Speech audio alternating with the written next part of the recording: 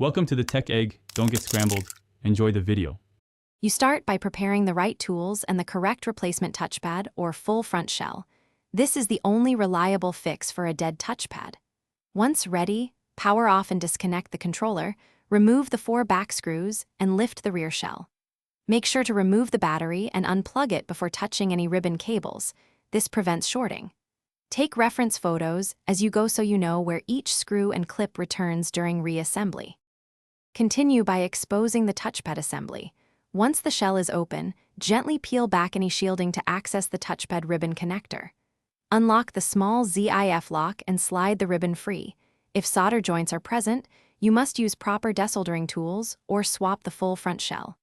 Remove the module screws and lift the unit out carefully. Place the new touchpad in the same orientation, secure its screws, and fully insert and lock the ribbon. Finish by reconnecting the battery, aligning the rear shell, and reinstalling screws evenly so clips sit flush.